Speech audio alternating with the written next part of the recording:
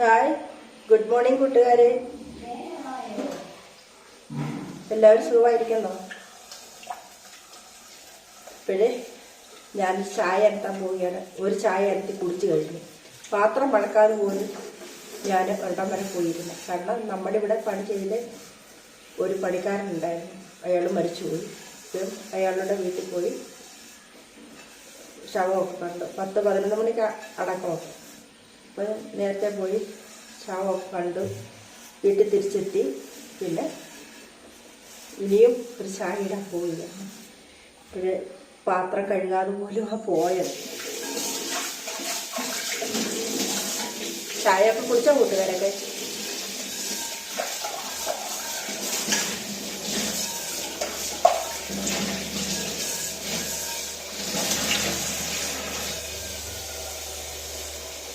അപ്പോൾ ചായയൊക്കെ അനത്തി കുടിക്കുകയാണ്. കൂട്ടുകാരൊക്കെ ചായ കുടിച്ചോ? രാവിലെ കപ്പ വേവിക്കാൻ, കപ്പ പൊളിക്കാൻ തുടങ്ങിയാണ്. ഒരു സൈസ് വെളുത്ത കപ്പ കണ്ടോ? എന്താ ഇനമാണെന്നറിയില്ല, നല്ലതാണോന്നറിയില്ല. കണ്ടോ? തൊലി ഇളകത്തില്ലേ? ഉണ്ട്, പറ്റി പിടിച്ചിരിക്കുക. ചെത്തിയേനൊക്കെ തുള്ളു.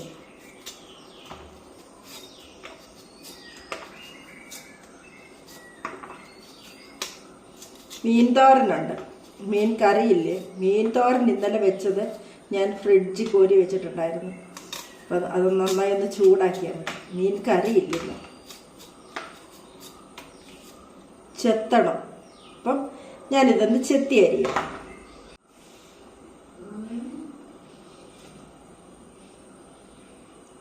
നാളെ വിഷു അല്ലേ? നാളെ വിഷുവിന് അമ്മ പറയുന്നത് കൈനീട്ടം ആർക്കും കൊടുക്കല്ലേ.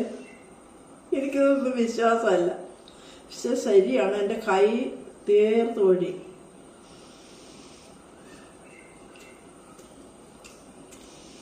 ബണ്ണ്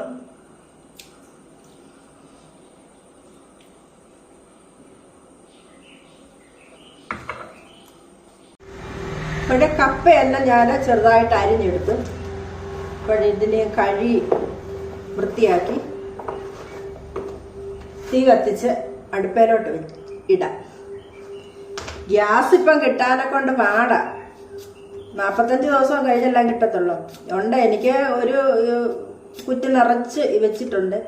എങ്കിലും പിന്നെ ഇതൊക്കെ അടുപ്പേലോട്ടൊക്കെ ഇടാം. അടുപ്പ് കത്തിക്കാം.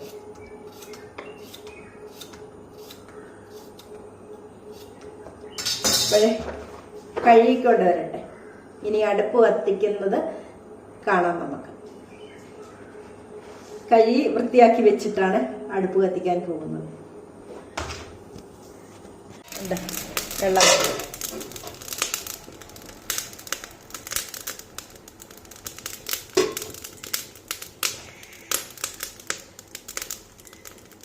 ബ്രേക്ക്ഫാസ്റ്റൊക്കെ കഴിഞ്ഞു. ഇപ്പോഴേ 2-3 മാങ്ങ ഇരിപ്പുണ്ടായിരുന്നു. അതങ്ങ് അച്ചാറിടാം. ഒരു 3 എണ്ണമേ ഇടുന്നുള്ളൂ. കൂടുതൽ മാങ്ങ അച്ചാറിട്ട് വെച്ചിരുന്നാലും അങ്ങ് ചീത്തയായി പോകും. അപ്പം ഒരുമാതിരി ദശക്കട്ടിയുള്ള മാങ്ങയാണ്. ഇന്ന് തൊലി ചെത്തിയെടുക്കുക. ഇപ്പോഴേ തോരൻ വയ്ക്കാനായിട്ട് ഞാൻ 2-3 ക്യാരറ്റ്, 4-5 പച്ചമുളക്, ഒരു സവാള ഇത്രയും എടുത്തിട്ടുണ്ട്. ഇതൊന്ന് ചെറുതായി അരിഞ്ഞ് ഒരു തോരൻ വയ്ക്കാനാണ് നോക്കുന്നത്.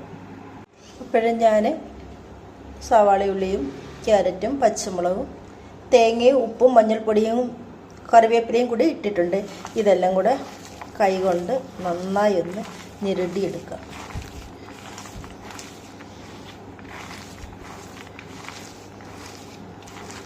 ഇങ്ങനെ ഞെരടുമ്പോൾ തന്നെ നമുക്ക് പച്ചയ്ക്ക് ഇത് തോരൻ കൂട്ടാൻ, നമുക്ക് ഇത് കുക്ക് ചെയ്യണമെന്നൊന്നും നിർബന്ധമില്ല.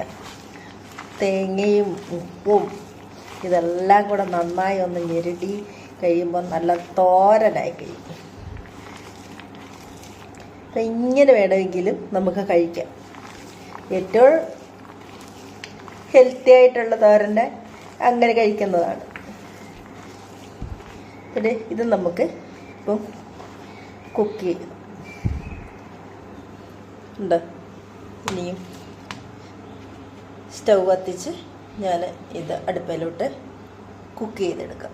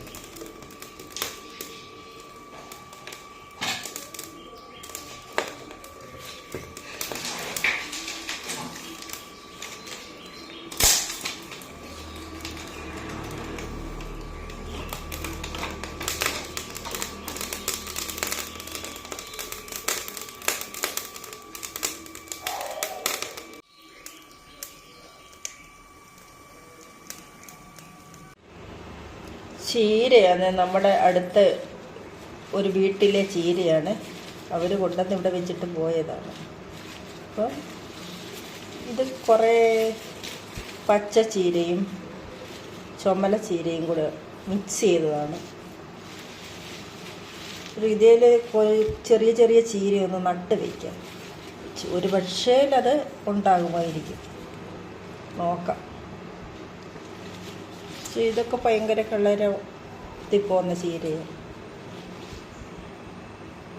ഇത് കണ്ടത്തിലെ ചീര ആയതുകൊണ്ട് ഇതിൻ്റെ അകത്ത് ഒരുപാട് മണ്ണും ഒക്കെ കാണും. അപ്പോഴേ അല്ലെങ്കിൽ തന്നെ വെള്ളത്തിൽ 3-4 പ്രാവശ്യം ഒലച്ച് കഴുകണം.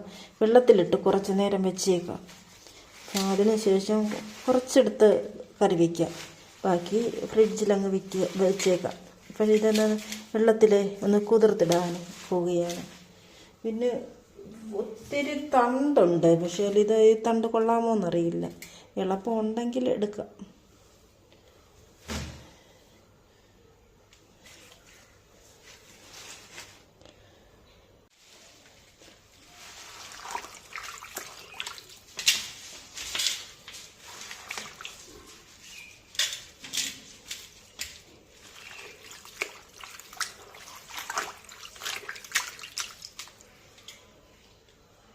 തുണി നനയ്ക്കാൻ പോവുകയാണ്.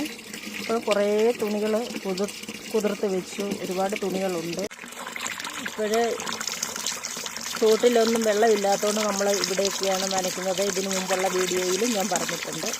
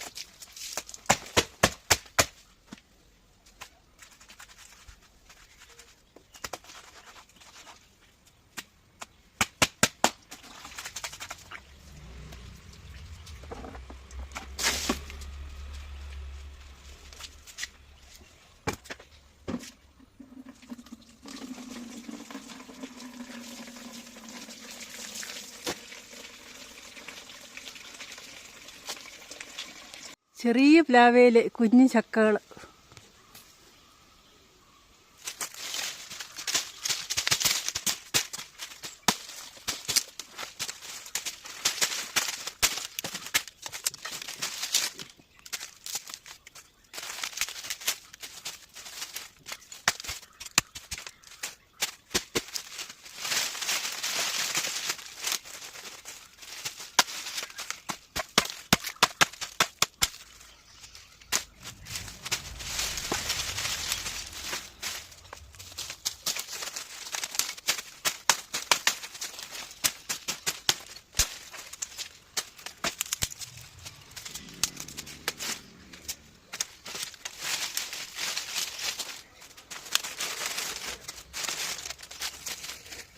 ഇപ്പോഴേ ഈ കൊടികൾക്കൊക്കെ വെള്ളം കോരണം. കൊടിക്ക്, ജാതിക്ക്, പിന്നെ നമ്മുടെ കാപ്പിക്ക്, പിന്നെ കുറച്ച് വാഴ നട്ടിട്ടുണ്ട് അതിന്. അങ്ങനെ കുറച്ച് വെള്ളമൊക്കെ കോരണം. അങ്ങനെ ഇന്നത്തെ എൻ്റെ ജോലി ഇവിടെ കഴിയും. അപ്പോൾ പുതിയൊരു വീഡിയോയുമായിട്ട് ഇനിയും വീണ്ടും വരാം. അതുവരേക്കും ബൈ. Thank you.